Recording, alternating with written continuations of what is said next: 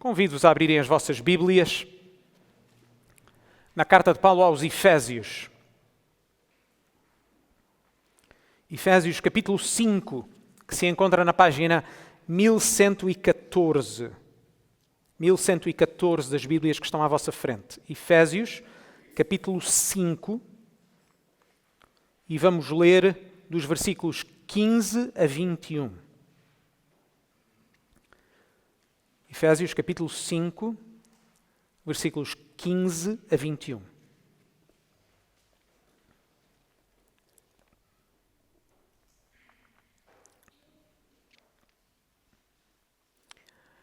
Diz-nos assim a palavra de Deus: Portanto, vede prudentemente como andais, não como néscios, mas como sábios, remindo o tempo, porquanto os dias são maus. Pelo que não sejais insensatos, mas entendei qual seja a vontade do Senhor. E não vos embriagueis com vinho em que há contenda, mas enchei-vos do Espírito, falando entre vós em salmos e hinos e cânticos espirituais, cantando e salmodiando ao Senhor no vosso coração, dando sempre graças por tudo ao nosso Deus e Pai, em nome do nosso Senhor Jesus Cristo, sujeitando-vos uns aos outros no temor de Deus. Na nossa declaração de fé, no parágrafo 7, nós lemos estas palavras. Fala-nos acerca da regeneração, da nova vida que Deus nos deu. E diz assim: Queremos que, a fim de serem salvos, os pecadores precisam ser regenerados ou nascidos de novo. Que a regeneração consiste em dar uma disposição santa à mente, que ela é efetuada de uma maneira acima da nossa compreensão pelo poder do Espírito Santo, com base na verdade divina, de maneira a assegurar a nossa obediência voluntária ao Evangelho. E depois diz assim: e que a sua evidência, a evidência desta nova vida, desta regeneração, e que a sua evidência apropriada aparece nos santos frutos do arrependimento, fé e novidade de vida. De acordo com a nossa confissão, a nova vida que Deus nos deu é consequente.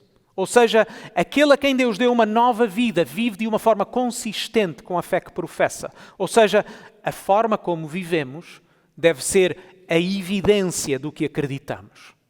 Nas palavras de Lutero, a fé é uma coisa viva e inquieta. Não pode ser inoperante. Não somos salvos pelas obras, mas se não houver obras, deve haver algo de errado com a nossa fé. Ou nas palavras de Calvino, desejo que o leitor entenda que sempre que mencionamos somente a fé, não pensamos numa fé morta que não opera pelo amor, mas mantendo a fé como a única causa da justificação. Portanto, é só a fé que justifica, mas a fé que justifica não está só. Mas notem que o que nós lemos na nossa confissão, ou homens como Calvino ou Lutero escreveram, apenas tem valor porque elas representam aquilo que a Bíblia nos ensina. No texto que nós acabamos de ler, na carta de Paulo aos Efésios, nós encontramos esta exortação: Vede prudentemente como andais. E esta metáfora, para quem tem seguido esta carta e para quem tem estado aqui a estudar e a ouvir estas pregações, esta metáfora do andar como uma forma de viver não é nova, não é a primeira vez que aparece ou que lemos nesta carta. Vejam no capítulo 4, no versículo 1, que é de certa maneira o título para os capítulos 4 a 6. Quando Paulo diz assim, capítulo 4, versículo 1, Rogo-vos, pois eu, o preso do Senhor, que andeis como é digno da vocação com que fostes chamados. Entendem? A nossa fé é consequente. Vivam de acordo, de forma digna, de acordo com a fé, com a vossa fé. Vejam ainda no capítulo 4, versículo 17, quando Paulo diz: Não andeis como andam também os gentios, na vaidade do seu sentido. Porquê? Porque eles agora já não são gentios, eles já fazem parte do povo de Deus. Ou vejam o capítulo 5, versículo 2. E andai em amor, como também Cristo nos amou e se entregou a si mesmo por nós. Ou ainda Efésios 5, 8. Andai como filhos da luz. Agora, nos versículos que nós lemos, do capítulo 5, versículos 15 a 21, a estrutura é relativamente simples. Temos uma exortação seguida de 3 contrastes. Vejam a exortação no versículo 15. Vede prudentemente como andais. E depois os 3 contrastes. Ainda no versículo 5, não como néscios, mas como sábios. Depois, no versículo 17, não sejais insensatos, mas entendei qual seja a vontade do Senhor. E depois, número 3, no versículo 18, não vos embriagueis com vinho, mas enchei-vos do Espírito. E é com base nestes 3 contrastes que nós vamos ver o que é que significa então ser cristão. O que é que significa viver como cristão. O cristão, número 1, vive com um propósito, versículos 15 e 16. Número 2, entende a vontade de Deus, versículo 17. E número 3, é cheio do Espírito Santo, versículos 18 a 21. Número 1, o cristão vive com um propósito. Vejam o primeiro contraste, versículos 15 e 16. Portanto, vede prudentemente como andais, não como néscios, mas como sábios, remindo o tempo, por quando os dias são maus. Notem que o tema e a busca pela sabedoria são abrangentes no tempo e no espaço, desde os registros do Antigo Egito aos filósofos gregos da Antiguidade Clássica, desde a religião à psicologia. O tema da sabedoria é tão universal como diverso. E a Bíblia chama-nos a vivermos como sábios. A sabedoria é um tema central das Escrituras. Da forma mais simples possível, podemos dizer que a sabedoria é a capacidade de saber viver bem. É muito mais do que mero conhecimento, é mais do que a mera percepção do mundo. É verdade que para se ser sábio é preciso primeiro conhecer, mas a sabedoria implica a aplicação do saber à vida prática. É por isso que na Bíblia só existe um ser que é perfeitamente sábio. É Deus. Deus não apenas é omnisciente, ou seja, Deus não apenas sabe todas as coisas, mas Ele faz todas as coisas bem. Entendem? Ele sabe todas as coisas e Ele faz todas as coisas bem. Ele é perfeitamente sábio. Lemos no Salmo 104, versículo 24, ó Senhor, quão variadas são as tuas obras. Todas as coisas fizeste com sabedoria. Cheia está a terra das tuas riquezas. A sabedoria de Deus é uma sabedoria contra a qual meros humanos não podem competir. Não chegamos nem perto. É o que nós lemos, por exemplo, em Jó, capítulo 9, versículos 1 a 4. Então Jó respondeu e disse: na verdade sei que assim é, porque como se justificaria o homem para com Deus? Se quisesse contender com Deus, nem a uma de 1000 coisas lhe poderá responder, porque Ele é sábio de coração, poderoso em força. Quem pode responder a um Deus que sabe todas as coisas, conhece todas as coisas e é perfeitamente sábio? Ninguém. É por isso que é o próprio Deus que é a origem do verdadeiro conhecimento e da perfeita sabedoria. No livro dos Provérbios, que é um livro que é dedicado à sabedoria, de onde lemos o texto do Antigo Testamento em Provérbios 8, mas lemos muitas passagens como estas. Provérbios 2:6, porque o Senhor dá sabedoria e da sua boca vem o conhecimento e o entendimento. E na mesma medida, o nosso conhecimento e sabedoria têm que estar por isso dependentes de Deus, porque vêm dele. Provérbios 1:7, o temor do Senhor é o princípio do conhecimento, e os loucos desprezam a sabedoria e a instrução. Ou Provérbios 9:10, o temor do Senhor é o princípio da sabedoria, e o conhecimento do santo, a prudência. Então, viver de forma sábia é, antes de qualquer outra coisa, temer a Deus. É reconhecer que existe um Deus e que esse Deus é perfeitamente sábio.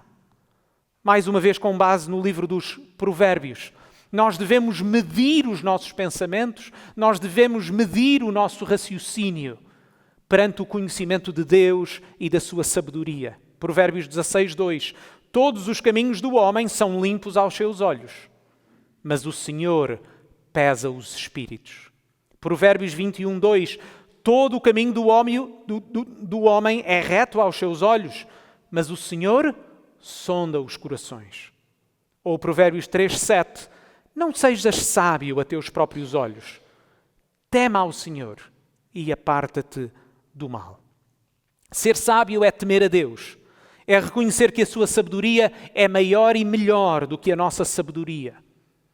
Ser sábio, diz Paulo, vejam o versículo 16, é saber remir o tempo.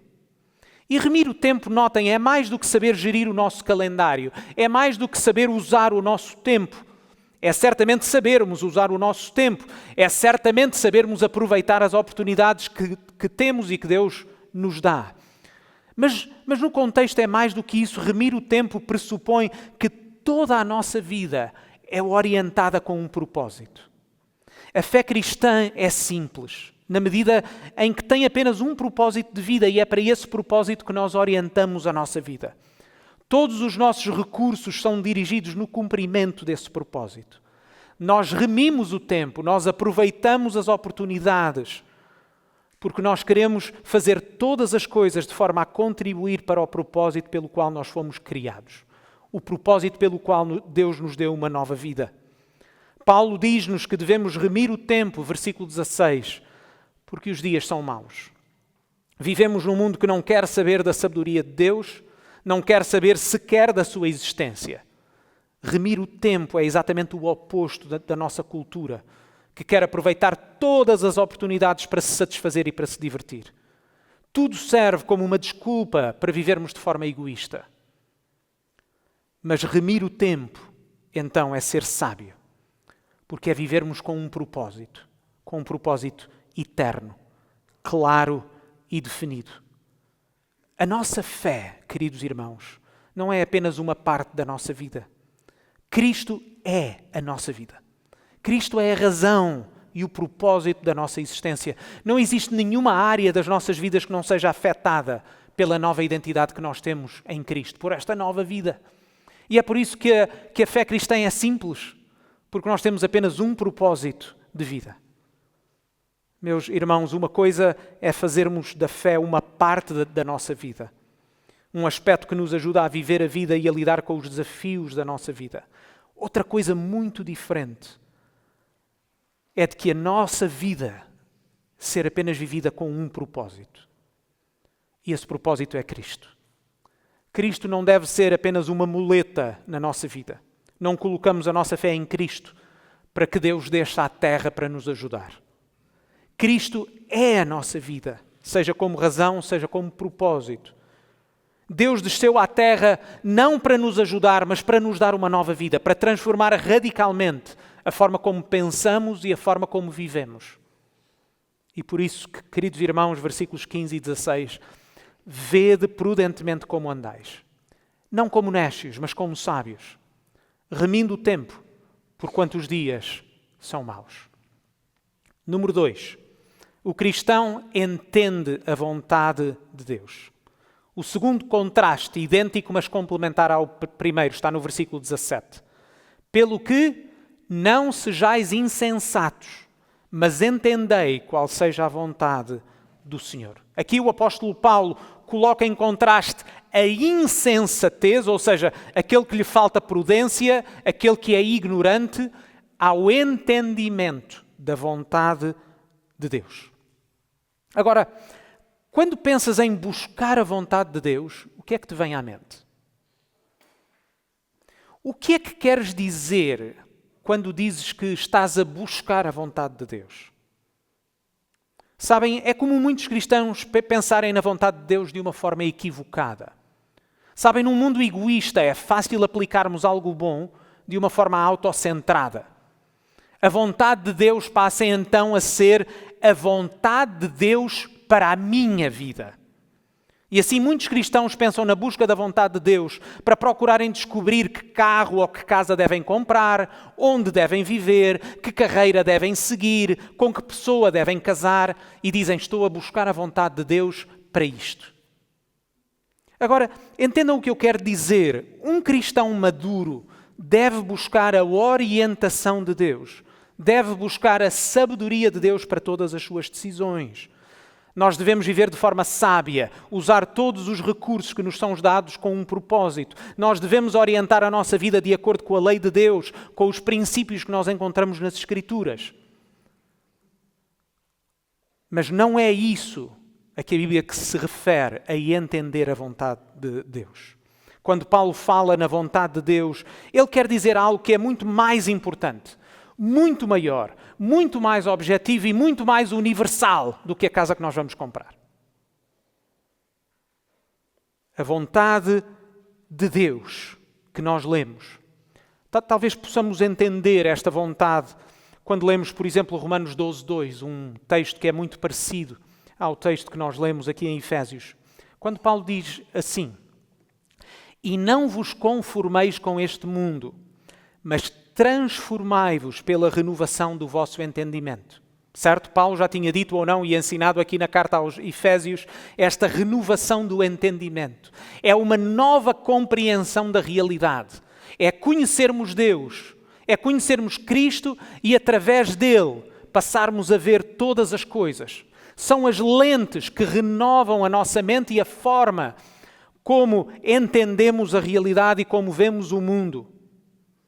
Mas então diz assim: "Transformai-vos pela renovação do vosso entendimento, para que experimenteis qual seja a boa, agradável e perfeita vontade de Deus."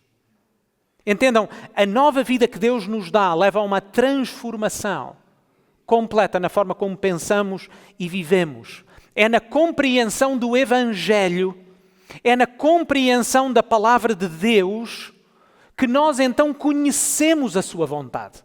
Esta vontade que Paulo fala é uma vontade universal, não é uma vontade pessoal e específica para alguma coisa nas nossas vidas. Ela é a vontade geral. Ela é a vontade de quem Deus é, de quem nós somos, da salvação que podemos ter em Cristo, do propósito de salvação de Deus para salvar o seu povo. Esta é a vontade de Deus, é que conheçamos quem Ele é e o seu plano. E de acordo com as Escrituras, nós sabemos que existe um Deus que nos criou para a sua glória. Mas infelizmente sabemos também que todos nós pecamos contra Deus, nos rebelamos contra a sua vontade. Em vez de obedecer à sua lei, em vez de vivermos para a razão pela qual Ele nos criou, decidimos seguir a nossa própria sabedoria. E por isso mesmo estávamos debaixo da justa condenação do nosso Deus.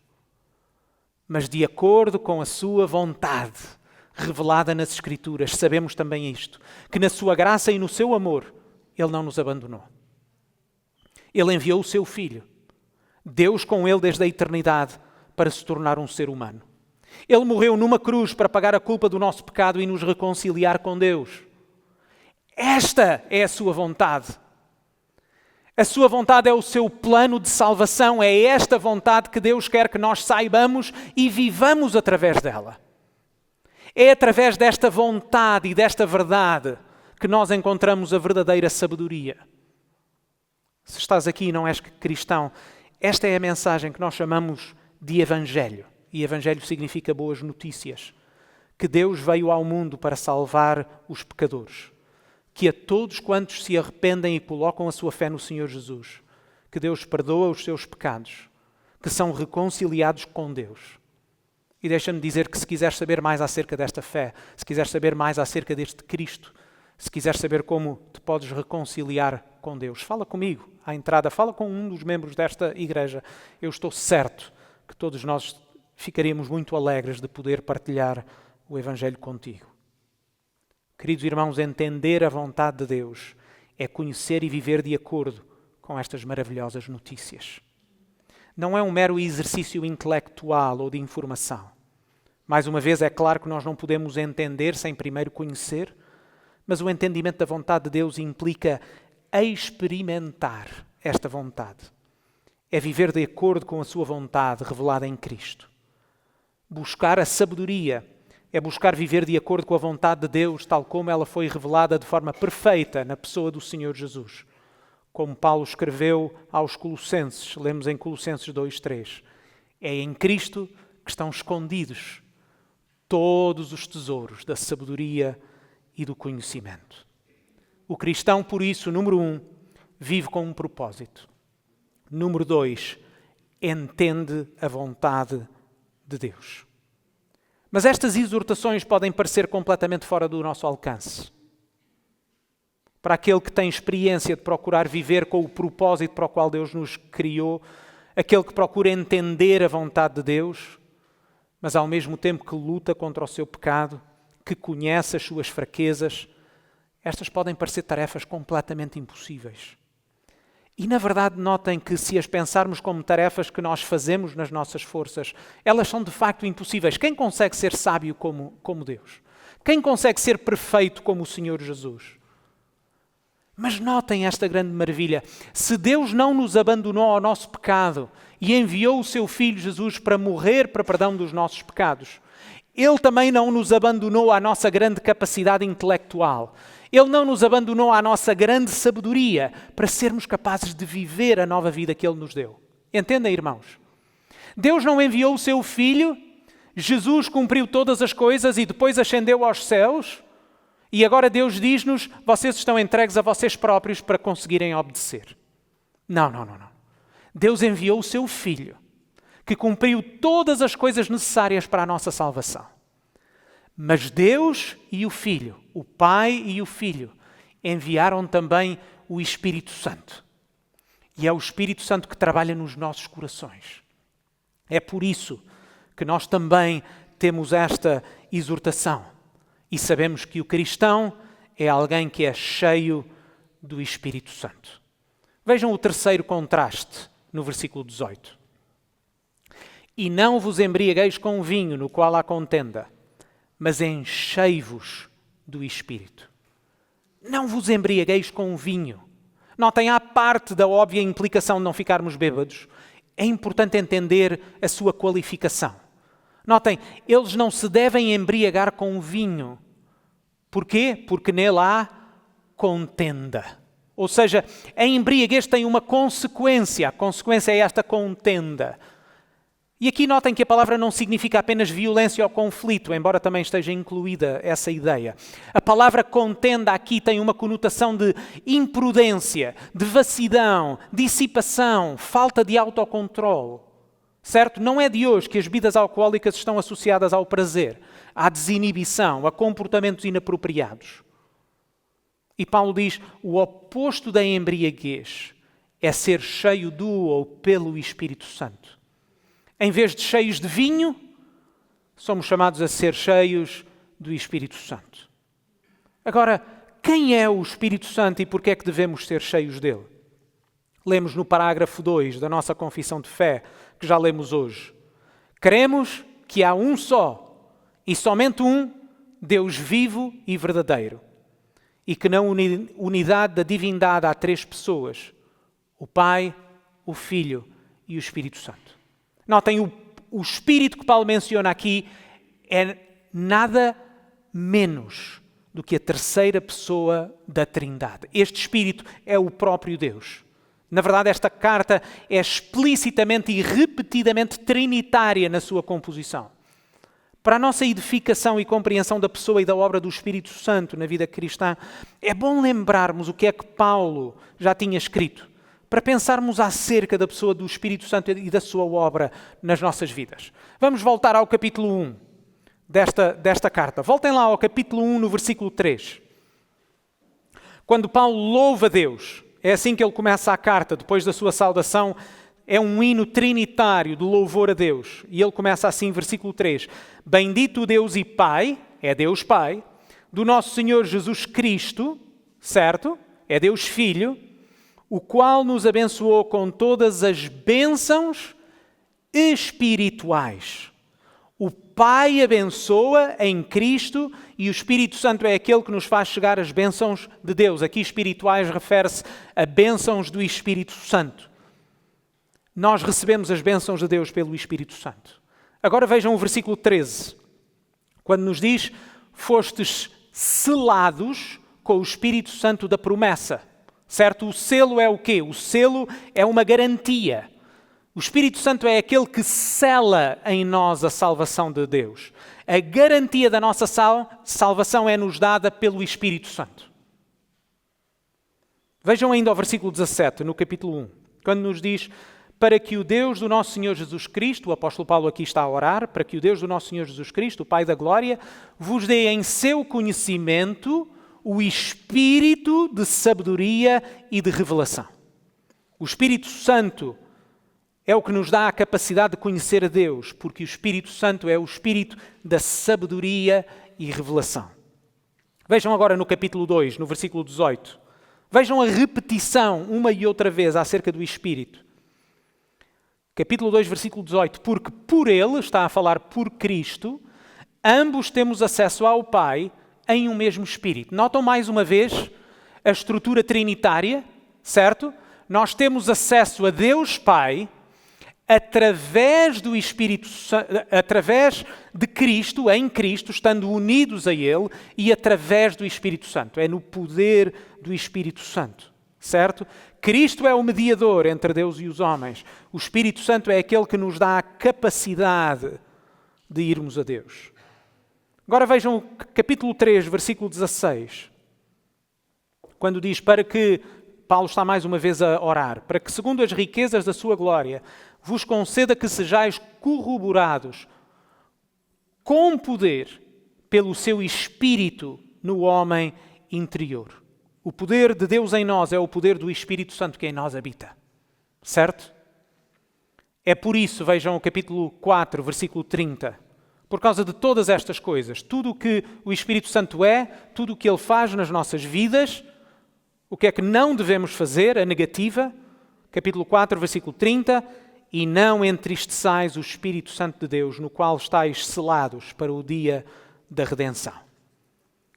E, portanto, a positiva qual é? Paulo exorta-os a que eles possam ser cheios do Espírito. Porque só o Espírito Santo é capaz de fazer neles o que eles nunca conseguiriam fazer por si próprios. Esta é uma grande segurança para nós, queridos irmãos. Nós não estamos seguros na nossa fraqueza. Nós não estamos seguros na força da nossa fé. A nossa fé tem um objeto. A nossa segurança não está na nossa fé. Nós não somos salvos por causa da nossa fé.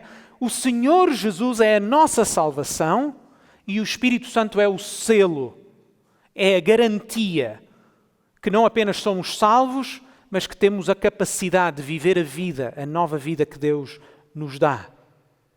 Se eles têm alguma bênção de Deus, é porque ela é dada pelo Espírito Santo. A sua salvação está garantida porque o Espírito Santo os selou. Eles são o templo de Deus porque o Espírito Santo habita neles. Eles têm acesso a Deus Pai pelo Espírito Santo. E é o Espírito Santo que lhes dá conhecimento e sabedoria. O Espírito Santo não é uma força impessoal. Porque uma força não se entristece, como Paulo os exortou a não entristecer o Espírito Santo.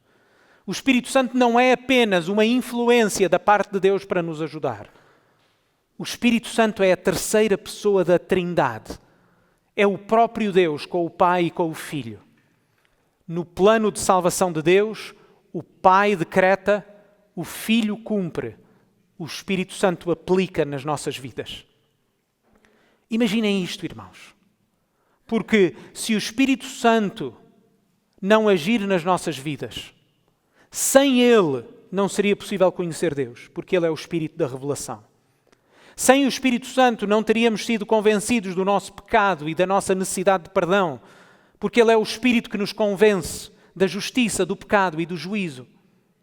Sem o Espírito Santo não teríamos qualquer uma das bênçãos salvíficas de Deus. Não saberíamos como viver de forma sábia, porque Ele é o Espírito do conhecimento e da sabedoria. Toda a nossa experiência e vida de fé pressupõe a ação do Espírito Santo na nossa vida. Sem o Espírito Santo, nada do que o Pai decretou teria sido aplicado a nós. Sem o Espírito Santo, nada do que Cristo cumpriu de forma fiel e perfeita teria tido qualquer efeito nas nossas vidas. Sem o Espírito Santo, ainda estaríamos mortos nos nossos pecados, não teríamos possibilidade de ter qualquer relacionamento ou comunhão com Deus. O Pai, o Filho e o Espírito Santo são um só Deus. O Espírito Santo é uma das pessoas da divindade por direito, igual em divindade ao Pai e ao Filho, E o Espírito Santo é essencial no cumprimento da salvação. Por isso, ser cheio do Espírito Santo é sinónimo de ser cheio de Deus. Foi exatamente isso que Paulo orou em Efésios 3, versículos 14 a 21, quando orou que Deus os fortalecesse com o Espírito Santo para eles poderem ser cheios de toda a plenitude de Deus. Devemos reconhecer, queridos irmãos, que as palavras Espírito Santo ou o poder do Espírito Santo são muitas vezes usadas em certos círculos para se referir a experiências místicas ou sobrenaturais. Ou, eventualmente, o poder do Espírito Santo a ser usado como um tipo de poder discricionário para fazer cumprir a vontade humana, como se o Espírito Santo estivesse ao serviço das pessoas, tal como o gênio da lâmpada. Mas o mau ensino ou más práticas apenas nos devem levar a insistir nesta grande verdade. A pessoa do Espírito Santo é essencial na nossa vida. Nós precisamos ser cheios do Espírito Santo, diz Paulo.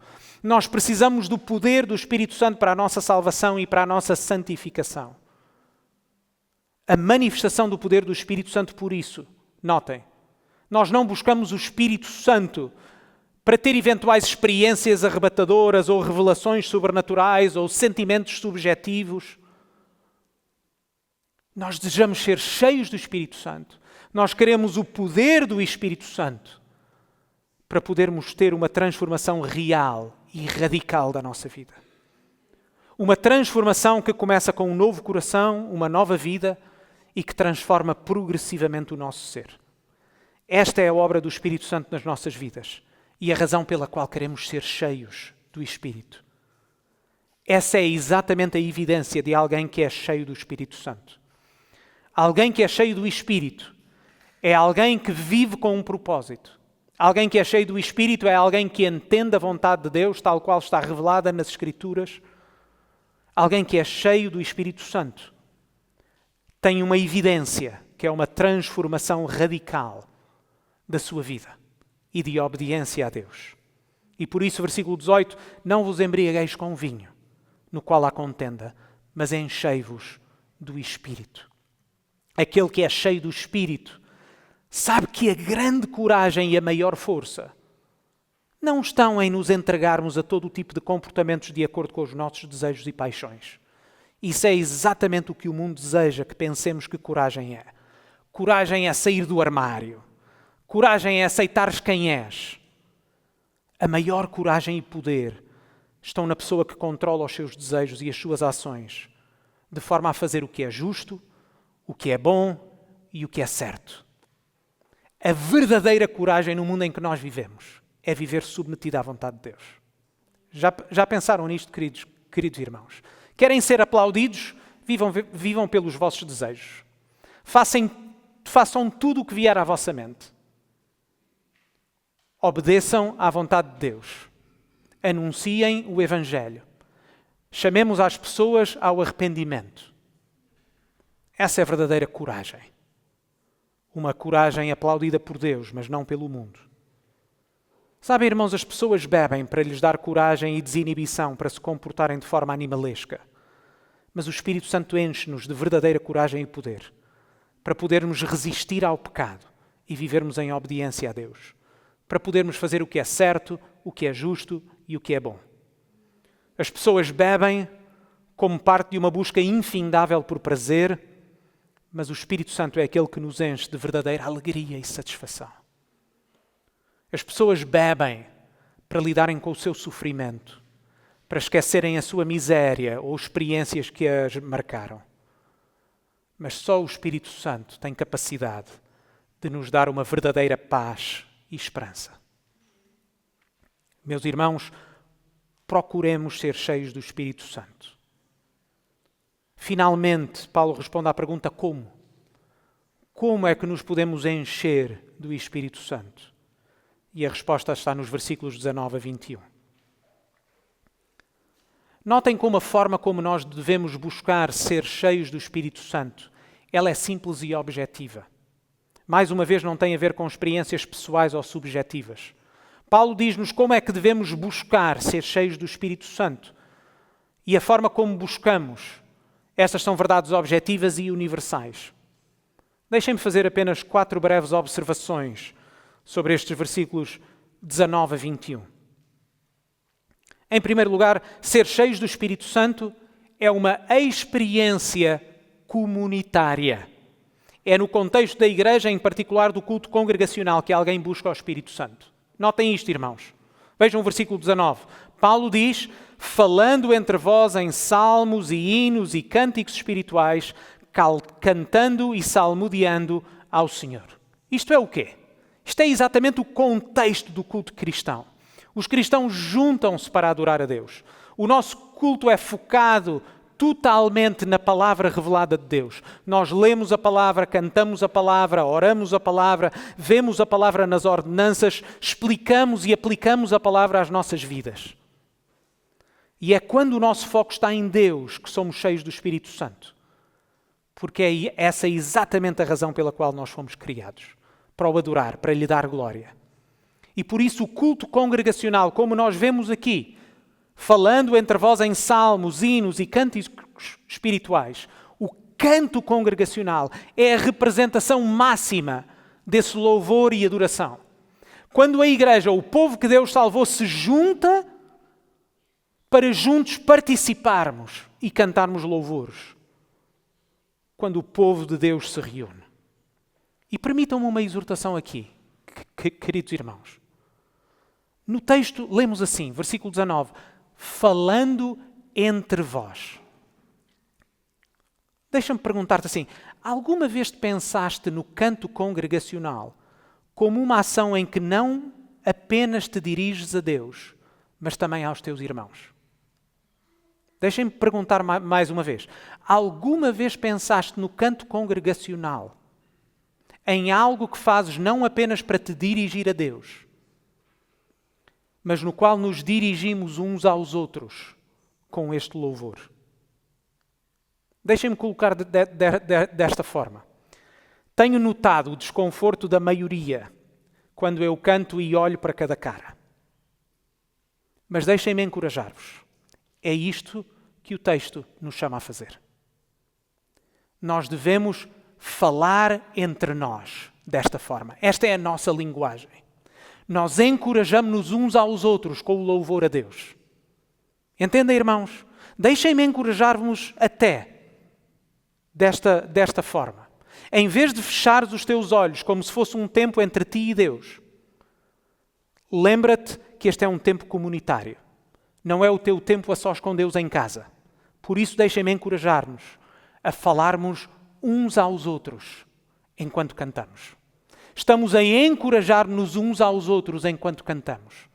É por isso que os hinos que nós escolhemos de forma intencional para serem edificadores naquilo que nós cantamos.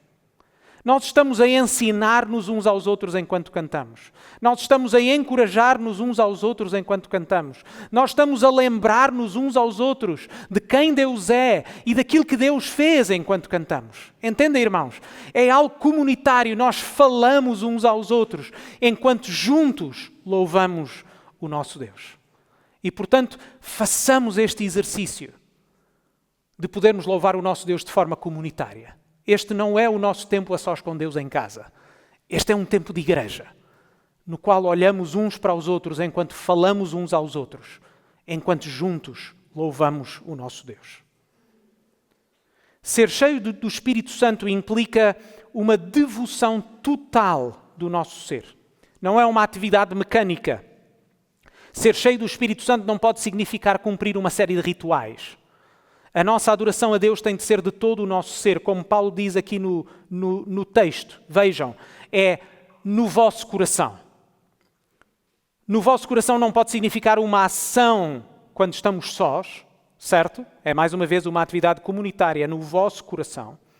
Mas devemos fazer de todo o nosso ser. Não é apenas alguma coisa que nós fazemos por mero ritual. Não somos cheios do Espírito Santo simplesmente por estarmos aqui presentes, mas quando adoramos o nosso Deus em espírito e em verdade. Ao mesmo tempo, ser cheios do Espírito Santo pressupõe que conhecemos a sua palavra e respondemos em agradecimento. Vejam o versículo 20. dando sempre graças a Deus por tudo, ao nosso Deus e Pai, em nome do nosso Senhor Jesus Cristo. Como é que é possível termos esta atitude de agradecimento permanente? Esta atitude só é possível para aquele que sabe que tudo o que é e tudo o que tem é uma dádiva de Deus. Esta atitude só é possível quando já fomos alcançados por Cristo, quando temos a alegria de que os nossos pecados foram perdoados. Uma vida de agradecimento só é possível, mesmo no meio do sofrimento desta vida, quando nós acreditamos nas promessas de Deus e sabemos a glória que Ele tem reservada para nós. E isso implica que, para sermos cheios do Espírito Santo, mais uma vez, precisamos ser cheios da Palavra de Deus. Como é que vamos responder em agradecimento se nós não sabemos quem Deus é? Como é que vamos responder em agradecimento se não sabemos o que é que Deus fez por nós? Como é que vamos responder em agradecimento se não conhecemos quais as promessas de Deus? E por isso, mais uma vez, deixa-me encorajar-te, para além de participares no culto dominical, ao domingo, poderes estar connosco no estudo bíblico à quarta-feira, onde nos reunimos para estar juntos à volta da palavra, para podermos juntos aprender, para podermos juntos ser corrigidos, para podermos juntos ser encorajados, ser consolados, juntos respondermos em agradecimento. E finalmente, ser cheios do Espírito Santo significa, versículo 21, viver no temor de Deus. Na próxima semana veremos o que é que Paulo quer dizer com submeter-nos uns aos outros. Por hoje é suficiente notar que esta submissão mútua é uma submissão no temor de Deus. Ou seja, vivemos todos e vivemos juntos, submetidos a Deus, e procuramos viver de acordo com a sua vontade revelada. Em suma, o cristão é alguém que vive com um propósito. Nós procuramos uma vida simples, que queremos agradar a Deus em todas as coisas. Número 2, o cristão é alguém que entende a vontade de Deus, tal como foi revelada nas Escrituras. E número 3, ser cristão é procurar ser cheio do Espírito Santo. Vamos juntos, queridos irmãos, aprender a viver como cristãos. Vamos orar.